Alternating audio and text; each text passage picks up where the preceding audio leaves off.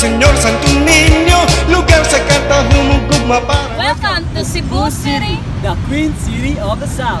Today, we're exploring 5 must-visit spots from historical landmark to breathtaking views. Whether you're a history buff, nature lover, or simply looking for an adventure, so Cebu has something for you. So what are you waiting for? Let's go! Cebu, Cebu, I'm really longing to see Cebu, Cebu, good movie. Our next stop is the Basilica Minore del Santo Niño.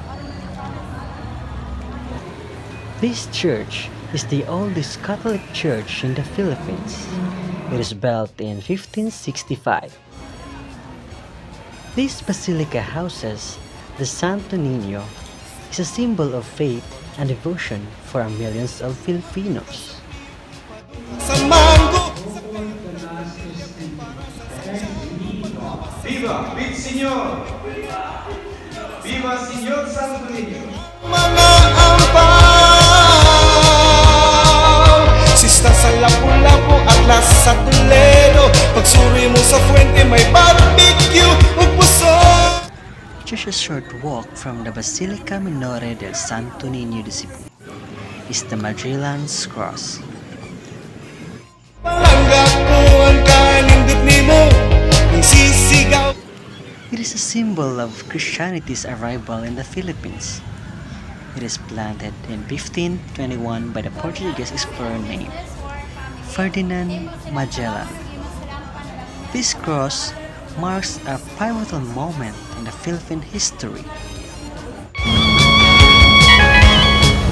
And now, we head to the highlands to visit the Sirao Flower Garden, or also known as the Little Amsterdam.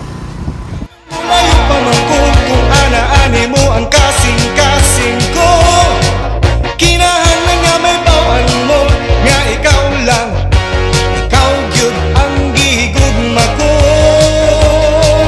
Pag-abot sa Cagabion Boulevard, ang magtipon, magdiskota sa plaza, diskoral sa Carbon, sa Fort ug Capitolia, Bukid Tap, San Jose, Tanaw, Tambuli, Jones of Town, sa Pasig ug Mandaue. Reclay UV ug Waigo, kawasan sa Badyan, ug sa Cross ni Magellan, mangadto kitang tanan. With its vibrant flowers and Instagram-worthy spots, it is a must-visit for nature and a photography lover. Sigaw ko sa buong mundo. Cebu, Cebu, I'm really... Hi guys!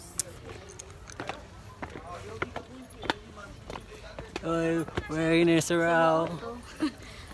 Yay! Cebu, Cebu, Cebu, Cebu.